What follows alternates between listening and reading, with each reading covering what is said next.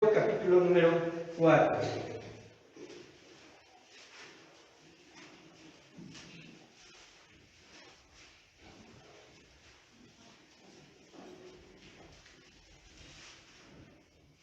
Esta serie, hermanos, se llama Episodios escogidos en la vida de Jesús. Episodios escogidos en la vida de Jesús. Es una nueva serie que vamos a empezar a estudiar. En esta serie estaremos abarcando algunos episodios que aparecen en los evangelios. Cuando nos referimos precisamente a Jesucristo, pues toda la información está contenida precisamente en los evangelios. Vamos a recordar, y es bueno aprendernos, que de los 4 evangelios a 3 se le consideran como los evangelios sinópticos. Estos evangelios es muy fácil de recordar porque son los 3 primeros: Mateo, Marcos, Lucas y Juan. ¿A qué se refiere como evangelios sinópticos? Se refiere a los evangelios que tienen en común pasajes que se pueden precisamente comparar unos con otros. El mensaje, ¿verdad?, de los milagros, de la tentación de Jesús, del nacimiento de Cristo, incluso de la crucifixión, aunque este aparece en los 4 evangelios, están narradas de forma muy similar. Los evangelios sinópticos precisamente se les menciona así porque son similares en su contenido. Y el único que marca la diferencia, aunque no es una diferencia, vamos a decirlo así, radical, en el sentido de que no narre algunos acontecimientos, sino que su mensaje está completamente dirigido a la divinidad de nuestro Señor Jesucristo y contiene argumentos firmes, argumentos muy fuertes acerca precisamente de este aspecto de nuestro Señor. Es el Evangelio de Juan. Sin embargo, estaremos abarcando, ¿verdad?, en estos eventos, quizás moviéndonos a través de los 4 evangelios. El tema número 1 se llama la tentación de Jesús. En Mateo capítulo número 4 está ubicado precisamente este episodio. Ahora, ¿por qué propósito de elegir esta serie de episodios en la vida de Jesús?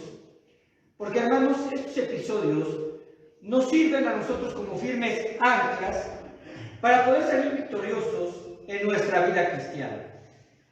Constantemente, ¿verdad?, hacemos nosotros énfasis en que debemos de parecernos cada vez más a Cristo y que el propósito precisamente de edificarnos es llevarnos a la estatura del varón perfecto.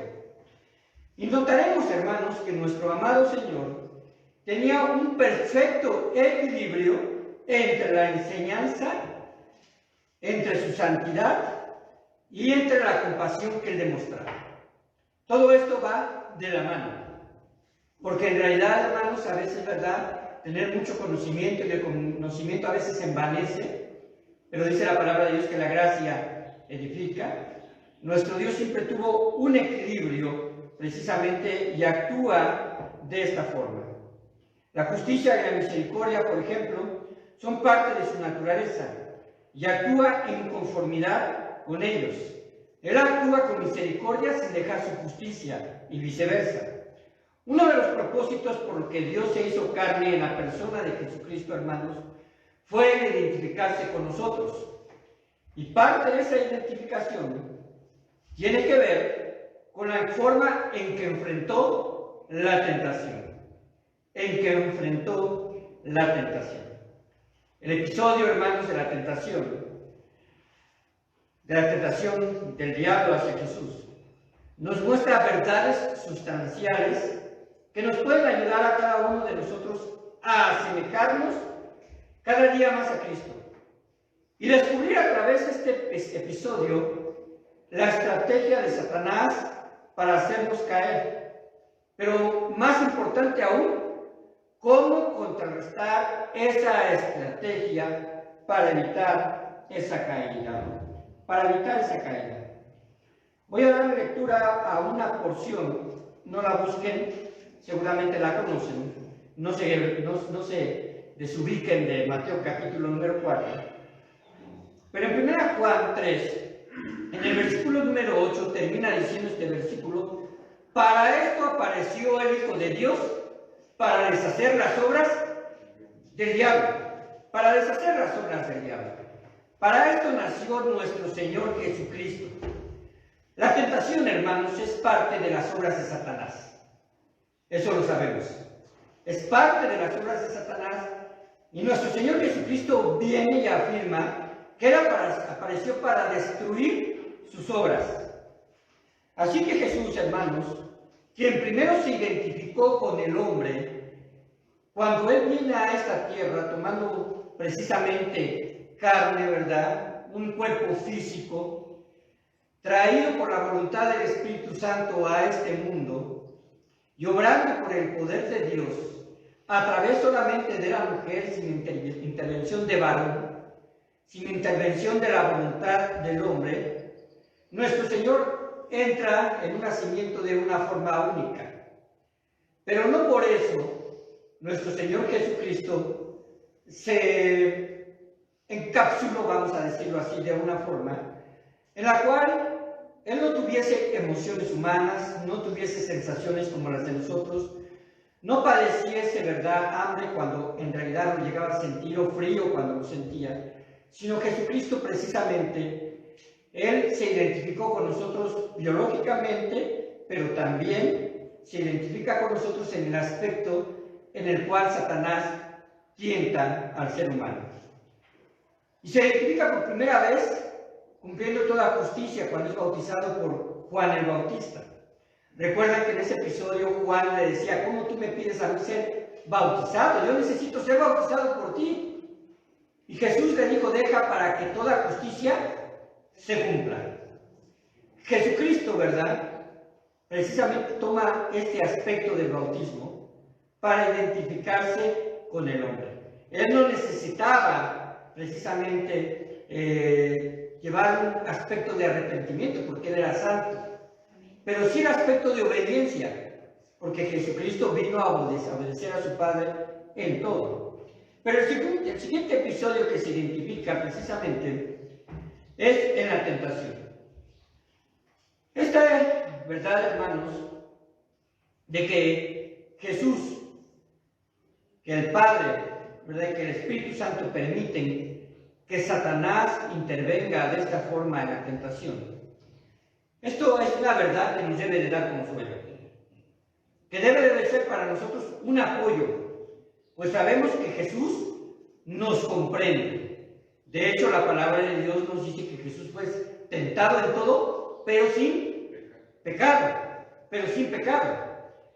Ahora, hermanos, esto nos ayuda a entender que cuando enfrentamos la tentación, Cristo, ¿verdad?, no solamente nos comprende, sino nos da la salida para poder soportar.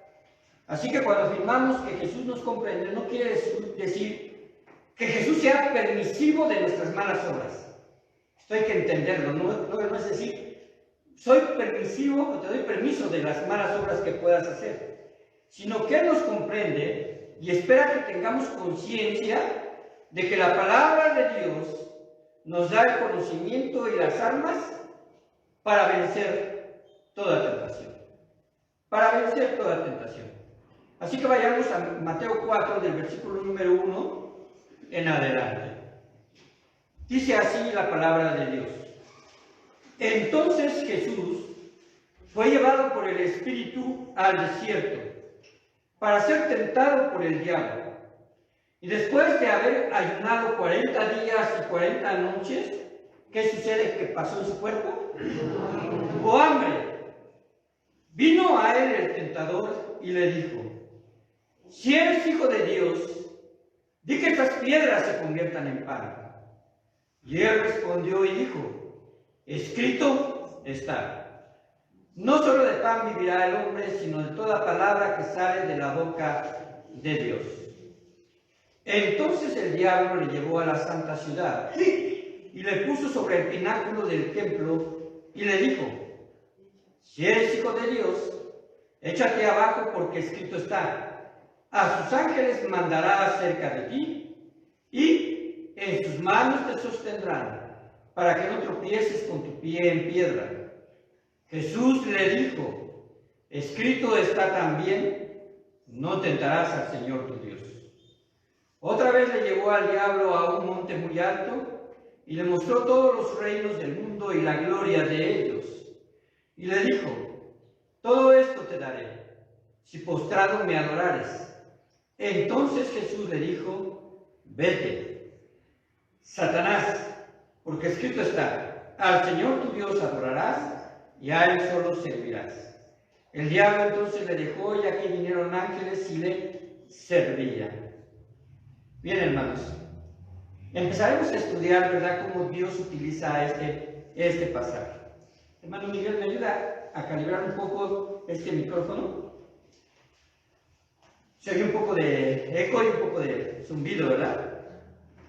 Así que vamos a considerar algunos puntos esenciales de la tentación de Jesús. Así está bien. Número 1, la tentación, este es el color, aquí lo tiene verde. Ok. Número 1, la tentación en ocasiones se presenta como la única opción a seguir. Esto, hermanos, es una mentira, pero la tentación en ocasiones se puede presentar como la única opción a seguir.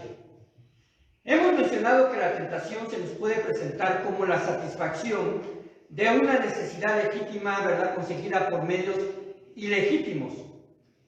En primer lugar, notaremos que Jesús se sujetó a la obediencia del Espíritu Santo. ¿Cómo lo notamos en este pasaje? Bueno, cuando en el versículo número 1 dice que entonces Jesús fue llevado por el Espíritu al desierto. Fue llevado por el Espíritu al desierto. Me parece, hermanos, que es relevante que sea, ¿verdad?, este lugar, un lugar desértico. En Judea, cerca de Jerusalén, hay varios desiertos. Está el desierto de Sur, así que se llama, aunque también está en el sur, pero se llama desierto de Sur, S-H-U-R. También está el desierto de Judea.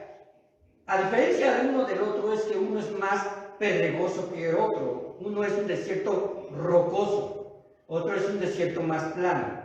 Y más hacia el sur podemos llegar precisamente a las zonas donde ya está hacia el occidente Moab, y hacia el otro, hacia el este está precisamente, o al revés, perdón, hacia el este está Moab, y hacia el oeste Moab, y hacia el este Moab, y hacia el oeste, precisamente la península arábiga, pues ya son desiertos todavía más arenosos. Pero no dice y especifica a qué desierto haya ido. Pero lo que sí sabemos son las condiciones del desierto. Y el desierto, hermanos, se le relaciona muchas veces en la Biblia como un lugar de prueba. Fue allí, en el desierto de Sinaí, donde precisamente el pueblo hebreo fue probado por 40 años, donde Dios le llevó. A Juan el Bautista se le relaciona como la voz que clama en el desierto. Y Dios proveyó pan y agua precisamente a los hebreos en ese lugar durante 40 años. Les proveyó de maná y les proveyó de agua que provenía de la roca. Ambas situaciones fueron provisión milagrosa. Así que Dios le mostró a su pueblo que Él era proveedor de ellos. Ahora Dios los lleva al desierto, al pueblo hebreo, con un propósito. En Deuteronomio 8, del 11 al 16, si pueden ustedes ir ahí, Deuteronomio 8, del 11 al 16.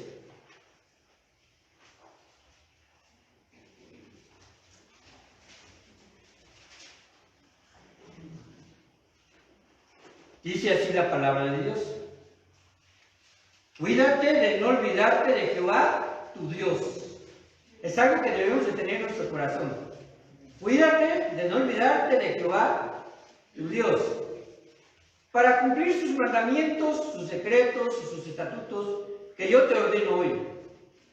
No suceda que comas y te sacies, y edifiques buenas casas que habites, y tus vacas y tus ovejas se aumenten, y la plata y el oro se te multipliquen, y todo lo que tuvieres se aumente, y se enorgullezca tu corazón, y te olvides de Jehová tu Dios, que te sacó de tierra de Egipto, de casa de servidumbre, que te hizo caminar por un desierto que grande y espantoso, lleno de serpientes ardientes y de escorpiones y de sed, donde no había agua, y él te sacó agua de la roca del pedernal, que te sustentó con maná en el desierto, comida que tus padres no habían conocido, afligiéndote, ¿qué más?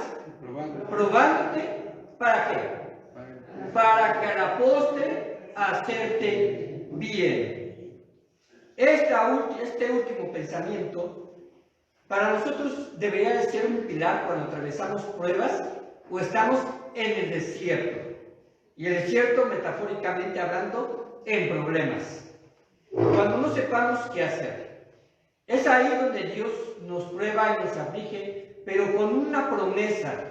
Para la postre, ¿qué? Hacernos bien. Hacernos bien. No podemos impedir, hermanos, que como padres nuestros hijos sufran. No podemos impedir que como esposos a veces la esposa sufra, que no sea un sufrimiento provocado por el esposo, obviamente, ¿verdad? O viceversa. Pero no podemos impedir que el sufrimiento venga, y a veces ese sufrimiento está precisamente identificado como una enfermedad, como una pérdida, como una frustración e incluso hasta como una injusticia. Y a veces eso nos causa a nosotros precisamente dolor.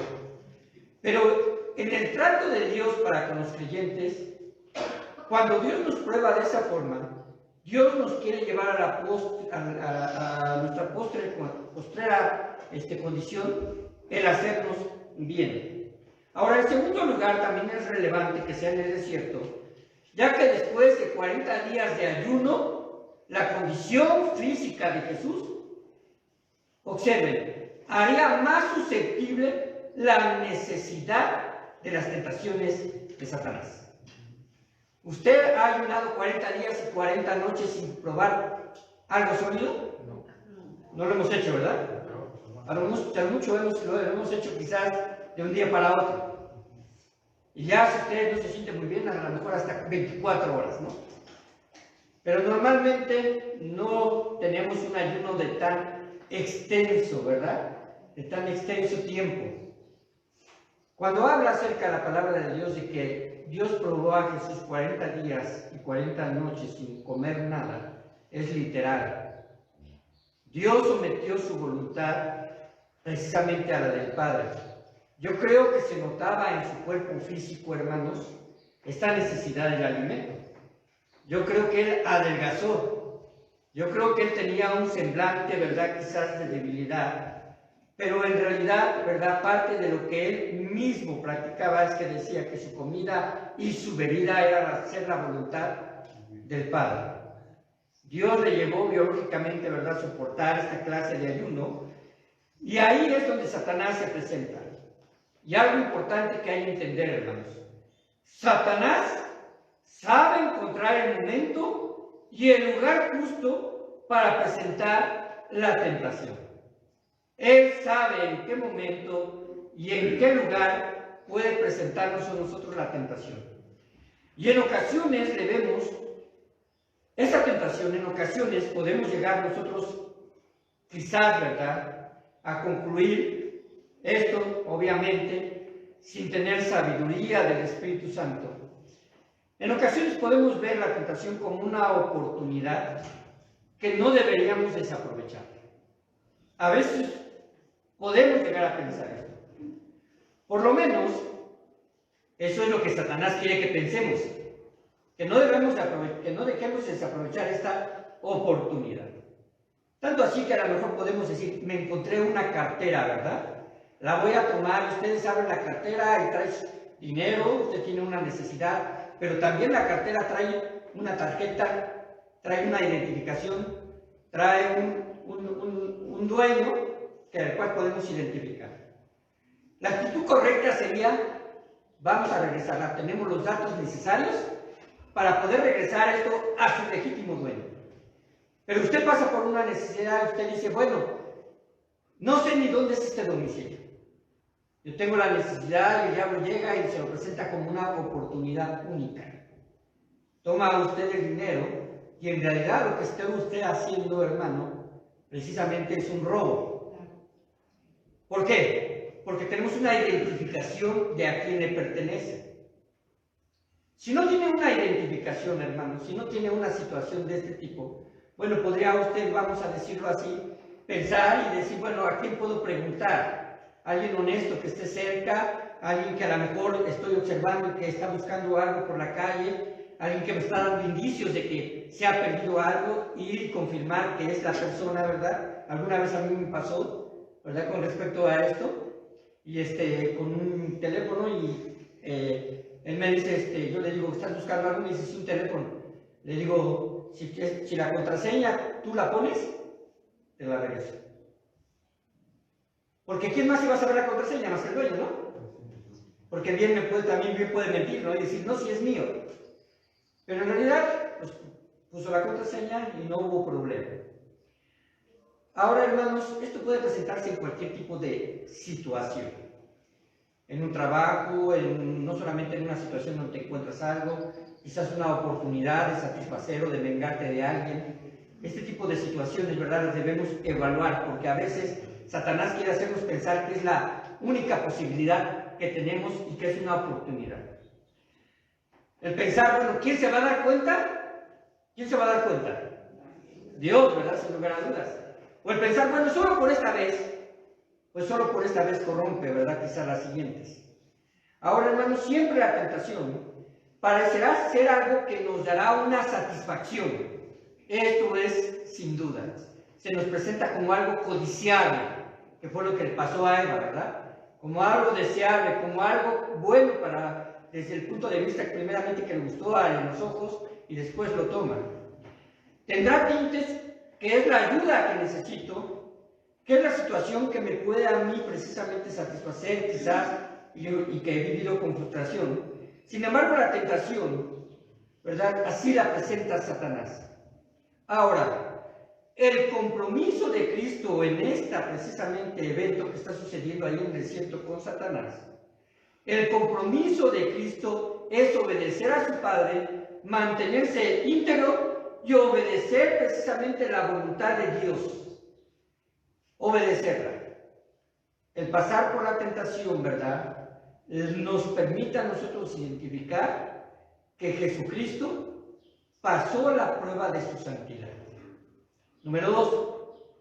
La tentación, hermanos, es una carnada de Satanás con la intención de que desobedezcamos a Dios. Es muy claro este punto. La tentación es una carnada de Satanás con la intención de que desobedezcamos a Dios. ¿Entendemos todos lo que es una carnada? ¿Qué es una carnada, verdad? Una trampa, ¿verdad? ¿Qué se pone en el anzuelo cuando se pone precisamente ahí en la caña de pescar? Se pone una carnada. Es lo que le ponen también a los ratoncitos, ¿verdad? Se le ponen un queso ahí en la ratonera. Es una carnada. Satanás usa las más seductoras carnadas. Aquello que nos impacta. David cayó en la tentación de tomar a Betsabé porque la vio hermosa. Acán vio como algo deseable el manto babilónico que tomó del anatema. Y no solamente el manto, se dejó seducir por unos lingotes de oro y de plata que allí estaban. Dios les había mandado precisamente conquistar la tierra de Ai. Y van, y era un pueblo pequeño, ¿verdad? Pero sin embargo, ¿qué es lo que sucede precisamente con Acán? Toma del anatema. Dios le dijo que destruyese todo. Y esto incluía que no tomase nada, que el pueblo de Israel no tomase nada de valor. Nada de sus ovejas, nada de sus mantos, nada de su oro, nada de su plata. Sin embargo, él desobedece. Y él reconoce su pecado en Josué 7, dice así. Y Acán respondió a Josué diciendo: verdaderamente yo he pecado contra Jehová, el Dios de Israel, y así se ha hecho. Pues vi entre los despojos un manto babilónico muy bueno, y 200 siclos de plata, y un lingote de oro de peso de 50 siclos, lo cual codicié y tomé. Y he aquí que está escondido bajo tierra en medio de mi tienda, y el dinero debajo de ella. esto precisamente se le presentó a Can como una tentación porque lo codició y lo tomó. Lo mismo intentó Satanás hacer con Jesús. Vayan en Mateo 4:8.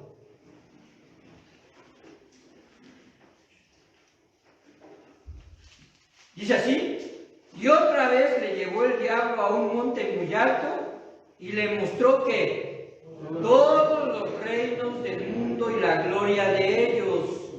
Y le dijo: todo esto te daré si postrado, exactamente, me adorares. Aquí está una tentación de índole material. Ahora, la tentación ustedes se pueden pensar y pueden decir: bueno, ¿y esto qué con Jesús? ¿Verdad?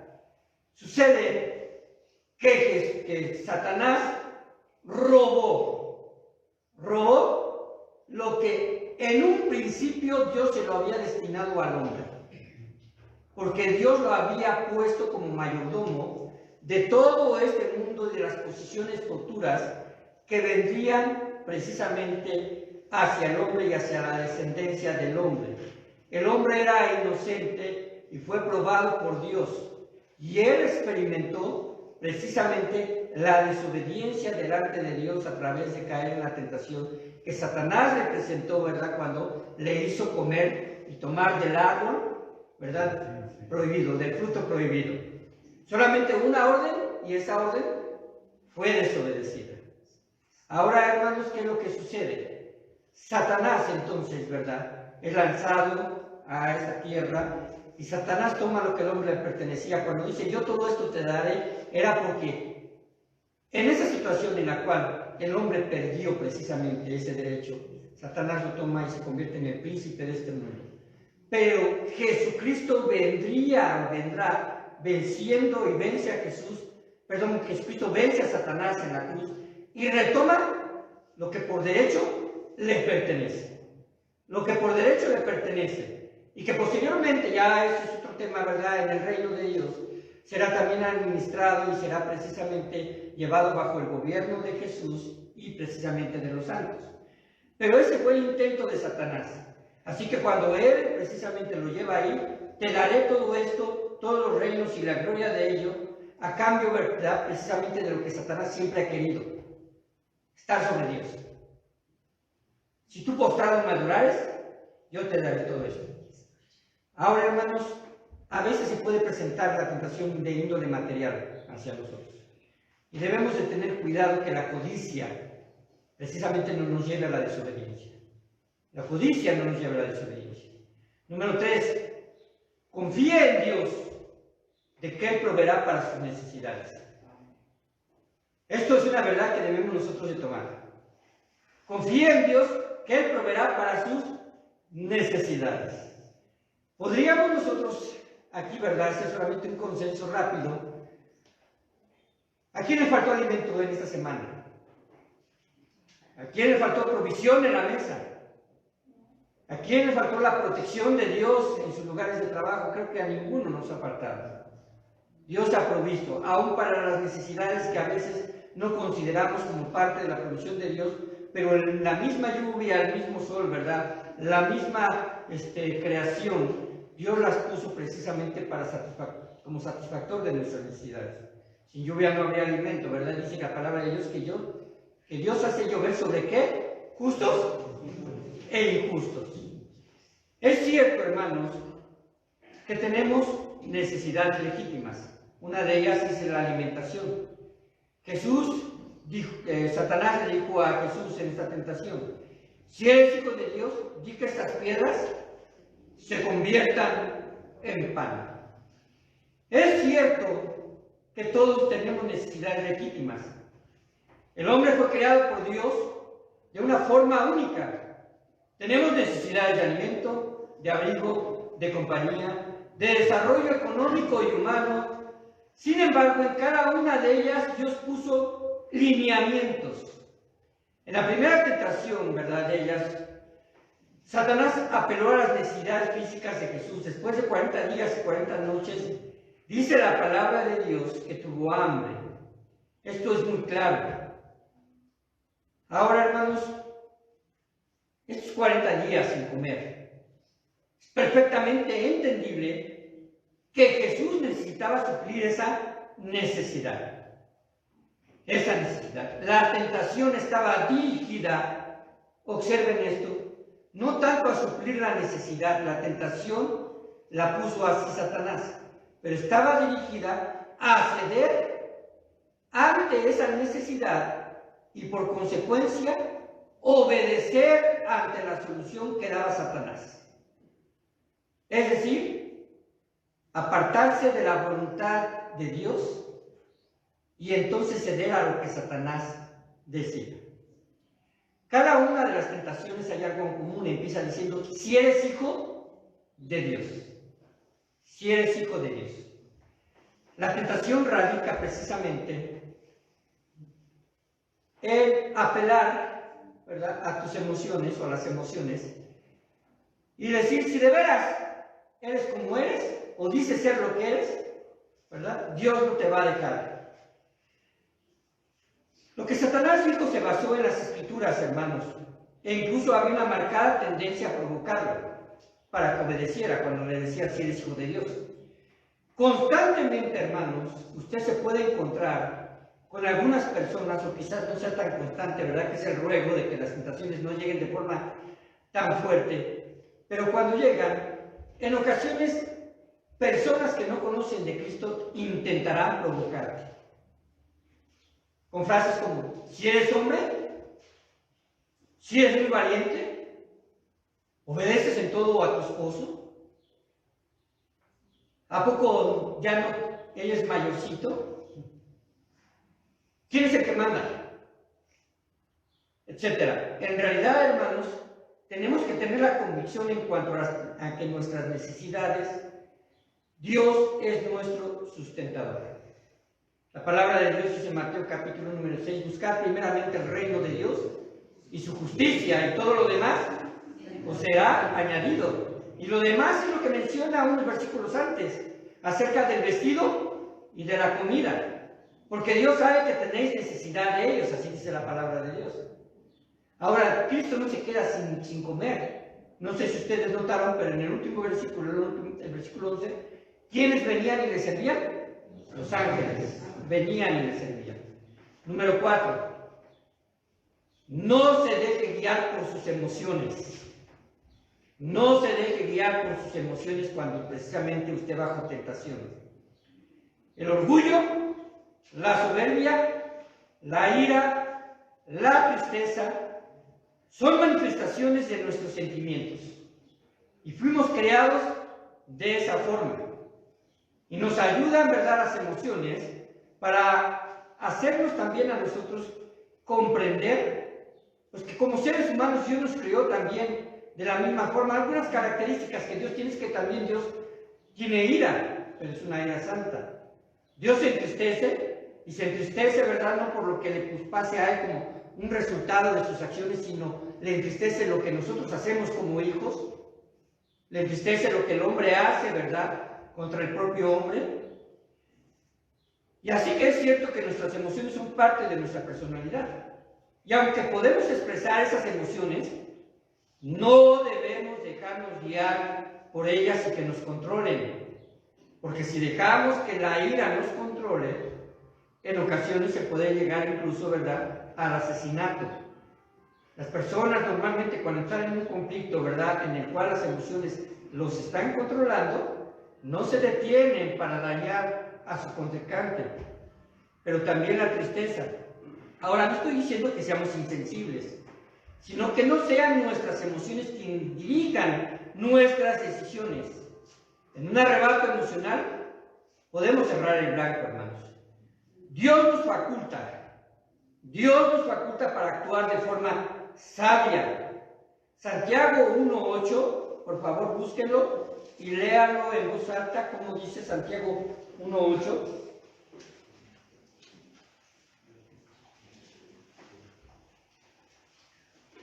¿Lo tenemos? ¿Cómo dice, hermanos, en voz alta?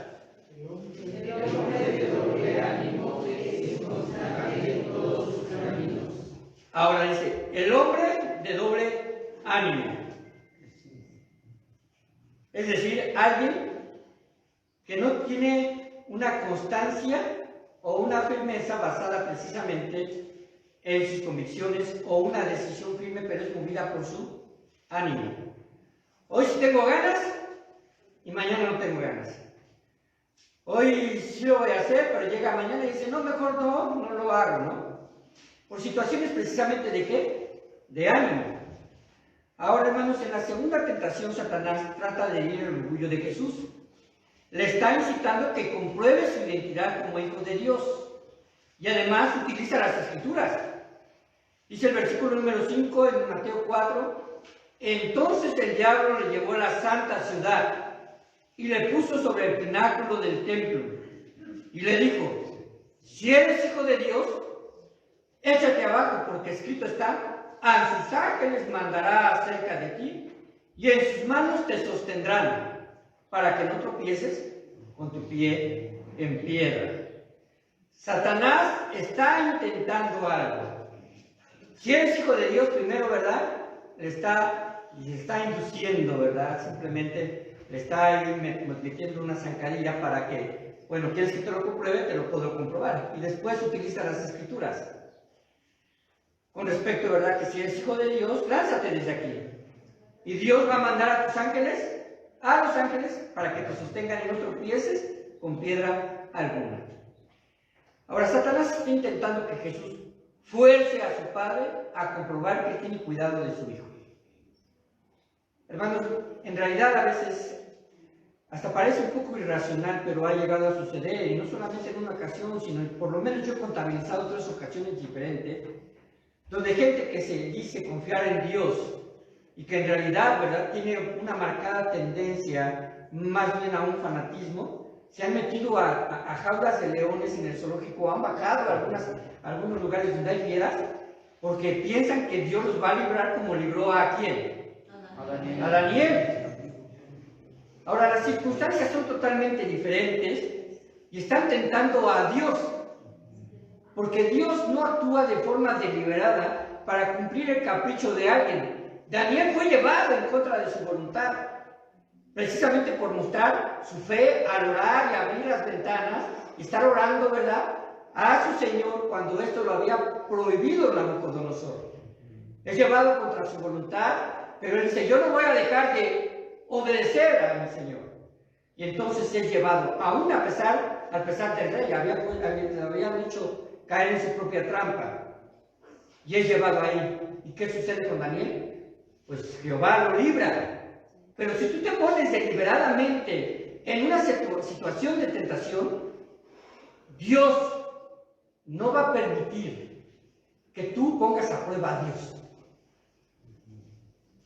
Si tú deliberadamente vas a un lugar donde precisamente quizás, ¿verdad?, haya una situación en la cual te lleven a caer en una tentación, ¿verdad?, de alcoholizarte, a una tentación de caer en una situación, a lo mejor, no sé, que sea una situación corrupta, fuera de lo que Dios, ¿verdad?, quiere para ti, pero tú deliberadamente estás ahí, créeme, ¿verdad?, que en realidad, ¿verdad?, Dios puede permitir que pueda caer alguna situación así en tu vida y vas a pagar las consecuencias. Pero no es la voluntad de Dios que estés ahí. No es la voluntad de Dios que deliberadamente, ¿verdad?, estés con personas que se estén drogando y que tengas una relación, ¿verdad?, cercana a ellos porque tú así lo has decidido, amigos, ¿verdad? Y que simplemente, pues en algún momento dado tú dices, bueno, una vez que puede pasar. Dios no quiere eso para tu vida. De hecho, la palabra de Dios en muchas ocasiones nos dice que debemos huir de las tentaciones. Así que, hermanos, la respuesta de Jesús fue así: no tentarás al Señor tu Dios. Así como Jesús, nosotros no requerimos ninguna prueba sobrenatural del cuidado de Dios. No la requerimos, no necesitamos ponerlo a prueba. No debemos someternos a riesgos innecesarios pensando que Dios nos cuida. Quinto punto, ya estoy por terminar. Para el quinto y el sexto, pero son cortos. Aprenda la Escritura de forma correcta, hermano. Aprenda la Escritura de forma correcta. Jesús cada vez que respondía ante estas tentaciones decía, escrito está, escrito está. Mientras las tentaciones buscan ponernos en oposición a la voluntad de Dios, la Biblia hace constantes referencias de mantenernos en observancia de su palabra. La Biblia es constante, es objetiva, es intencional para llevarnos a nosotros a comprender que no necesitamos una prueba sobrenatural, un villancico mojado al final del día, para saber que debemos de actuar de acuerdo a la voluntad de Dios. ¿Con qué limpiará el joven su camino? Con guardar tu palabra. Allí hay una forma clara de entender que la Biblia tiene vital importancia para que nosotros, precisamente, guardemos nuestro corazón y limpiemos nuestro corazón. En mi corazón he guardado tus dichos para no pecar contra ti. La Biblia tiene suficiente información y tiene total aplicación a nuestras vivencias diarias, que incluso alguien dijo lo siguiente: este libro te mantendrá alejado del pecado, o el pecado te mantendrá alejado de este libro. ¿Con qué constancia estudiamos las Escrituras para tener una fortaleza correcta en nuestra vida espiritual acompañada de la oración? Número 6. Ore cuando se encuentre en tentación. Ore.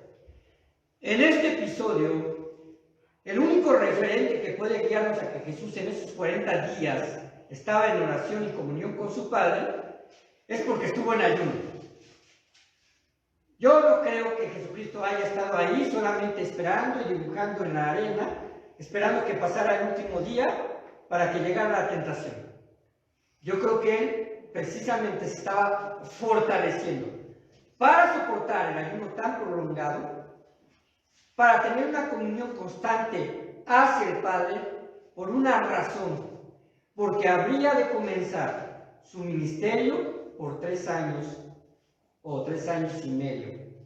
En realidad se puede ubicar en este tiempo. 3 años en los cuales él estaría ya inmediatamente después de que regresara del desierto en una constante confrontación con los fariseos, en una constante confrontación con sus opositores, en una constante afirmación de enseñar a sus discípulos y buscar a sus apóstoles. Constantemente estaría enseñando. La oración es vital, no solamente para enfrentar la tentación, para enseñar la palabra de Dios, para predicar, para aconsejar, para estar precisamente fortalecidos en medio de la enfermedad, para estar fortalecidos en medio de la prueba. La oración, hermanos, es parte vital. Jesús, entonces, hermanos, podemos entender que estuvo en ayuno.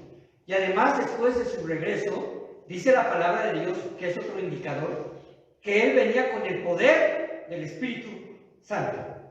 Él se presenta así, a cumplir su ministerio.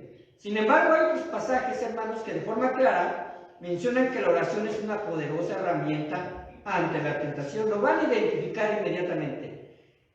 ¿En qué episodio de la vida de Jesús él dijo estas palabras? Velad y orad para que no entréis en tentación. El espíritu, la verdad, está dispuesto, pero la carne es débil. ¿En qué momento fue? Antes de ser crucificado, ¿en qué lugar estaba? En el huerto de Getsemaní. También dijo, y esto a través del apóstol Pablo: tomad la armadura de Dios para que podáis resistir en el día malo, orando en todo tiempo, con toda oración y súplica en el Espíritu, y velando en ello con toda perseverancia. ¿Quién no ha estado en el día malo?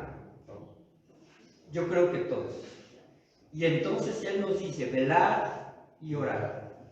Ahora, hermanos, si deseamos no caer en pecado, debemos orar.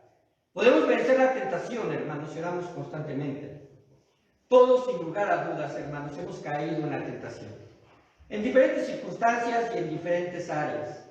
Y es una realidad que el Espíritu Santo nos contrista, nos pone tristes, nos lleva precisamente a recapitular, ¿verdad?, cuál fue la situación. Pero sin embargo sí hay un indicador palpable. Quizás sea falta de oración.